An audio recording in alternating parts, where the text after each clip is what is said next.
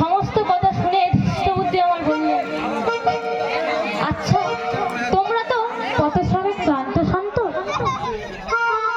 তোমরা যাও গিয়ে স্নান করে এসো, এসে অন্ন সেবা করবে।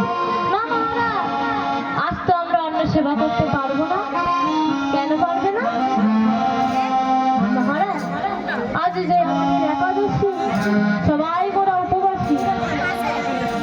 এত অল্প বয়সে তোমাদের একাদশী ব্রত করতে কে শিখিয়েছে? একাদশী ব্রত করলে কি হয়? বলে মহারাজ তা তো জানি না, তবে এই ব্রত করতে শিখিয়েছে আমাদের বন্ধু চন্দ্রহংস। কি বললি তোর বন্ধু না? কি বললি? কি বললি? আরেকবার বল। বলে আমাদের বন্ধু চন্দ্রহংস। এই নাম তো আমার খুব চেনা চেনা লাগছে, খুব জানা জানা লাগছে না? আচ্ছা আচ্ছা, তোদের বন্ধুরে ডানে পায়ের বুড়ো আঙুলটা কি কাটা আছে? বলে হ্যাঁ মহারাজ। বলে তোদের বন্ধুকে একবার আমাকে দেখাতে পারবি? বলে কেন পারবো না? আমাদের বন্ধুকে দেখবে, তাহলে চলুন আমাদের সাথে। বলে হ্যাঁ তাই চল। এই বলে মহারাজ চলেছে বন্ধুদের সাথে চন্দ্রহংসকে দর্শন। কলিঙ্গ রাজ্যে চলেছে। কলিঙ্গ রাজ্যে গিয়ে চন্দ্রহংসকে দেখে চমকে উঠলে রাজা ধৃষ্টবুদ্ধি। তাহলে তাহলে সেদিনে সেই ঘাতক চন্দ্রহংসকে হত্যা করেনি? মিথ্যা কথা, আমাকে মিথ্যা কথা বললো। আমি হলাম রাজা ধৃষ্টবুদ্ধি, আমি তো শত্রুর শেষ রাখবো না। কি করেছে ধৃষ্টবুদ্ধি? একটা পত্র লিখেছে। লিখে সেই পত্রটা মুড়ে চন্দ্রকে ডেকে বলছে, বাবা চন্দ্র, আমি তোমার পিতার কাছে কিছুদিন থাকবো, তা আমি তো কাউকে কিছু বলে আসিনি। তুমি এক কাজ করো, এই পত্রটা তুমি আমার পুত্র মদন কুমারকে দিয়ে আসো। আর শোনো বাবা, পথে যেতে যেতে তুমি এই পত্রখানা খুলবে না। তুমি না পরম বৈষ্ণব, পত্রখানা খুলবে না বাবা। আর যদি তুমি পত্রখানা খোলো, তাহলে তোমার নরকগামী হবে। চন্দ্রহংস তখন বলছে, মহারাজ আমি ভগবান বিষ্ণুর নামে শপথ করে বলছি, পথে যেতে যেতে এই পত্রখানা আমি খুলবো না, খুলবো না, খুলবো না। এই বলে পত্রটা মাথায় করে নিয়ে চলেছে। কেমন ভাবে ঘুমায় না? পথ চলিতে আর বলিতে, পথ চলিতে আর বলিতে, পথ চলিতে আর বলিতে, পথ চলিতে আর বলিতে, তোমরা গাও কৃষ্ণ নাম, হরি নাম, মধুর নাম।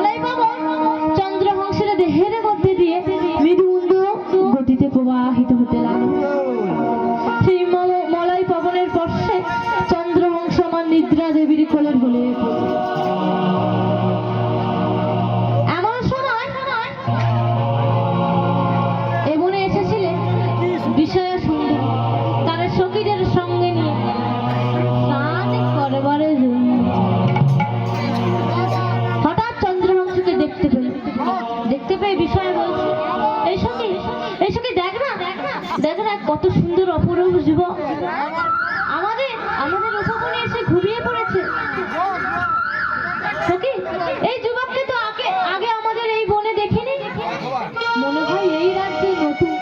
চল না সখী, চল না সখী, একবারে কাছে থেকে গিয়ে দেখে আসি। চল না সখী, চল না।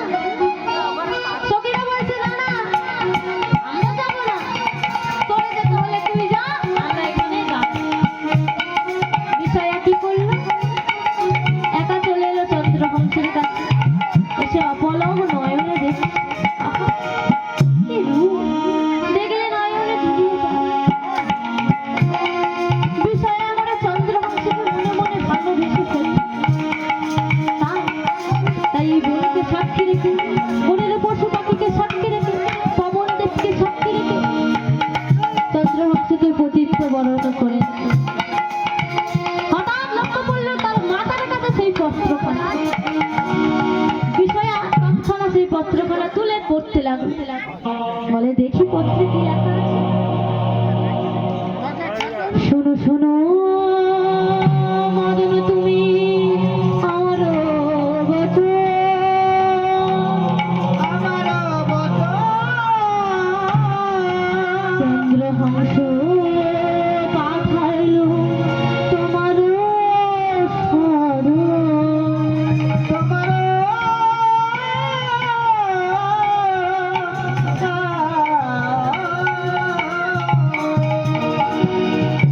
ও, তাহলে এই যুবকের নাম হলো চন্দ্রহংস, আর এসেছে আমার দাদার কাছে। দেখি দেখি দেখি দেখি আরো কি লেখা আছে পত্রে।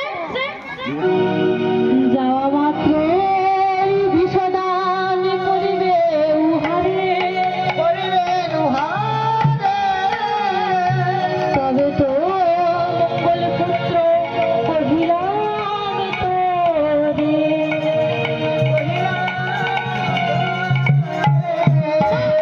না না না, না এ হতে পারে না। যাকে দেখা মাত্রই আমি ভালোবেসে ফেললাম, যাকে দেখা মাত্রই আমি পতিত্বে বরণ করে নিলাম, তাকে আমার পিতা পাঠিয়েছে, তাকে আমার পিতা পাঠিয়েছে হত্যা করবার জন্য। না না না, এই যুবককে তো আমি এমন ভাবে মরতে দিতে পারি না। আমি যে এই যুবককে প্রতিরূপে পেতে চাই, আমি তো এই যুবককে এমন ভাবে মরতে দিতে পারি না। কি করলেন বিষয়? তার আপন নয়নের অর্জন নিয়ে বিষের পাশে ডান দিকে অন্তস্থ আকারে যোগ করে দিল। তাহলে কি হলো গো মায়েরা? আমার কি হলো? হুম? বিষয়া ঠিক বলেছি, বিষয়া। বিষয়া বলছে এইবারে পত্রখানা পড়ে দেখে, বলে আবার পত্রখানা পড়তে লাগলো। আহা শোনো শোনো মদন তুমি আমার বধূ, চন্দ্রহংস পাঠাইলো তোমার চরণ।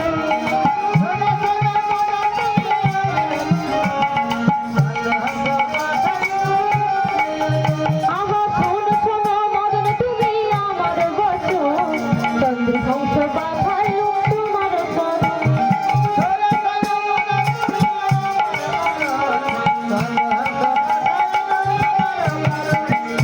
আমার তুই বিষয়া দান করিবে উহারে, তবে তো মঙ্গল পুত্র কহিলাম তোরে।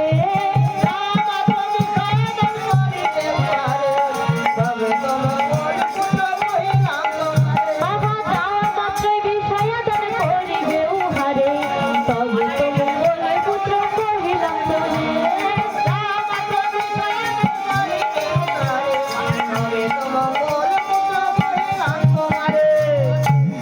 এইবার পত্রটা যেমন ছিল তেমন মুড়ে রেখে চন্দ্রহংসের মাথার কাছে রেখে সখীদের সাথে চলে এলো আপন ভবনে।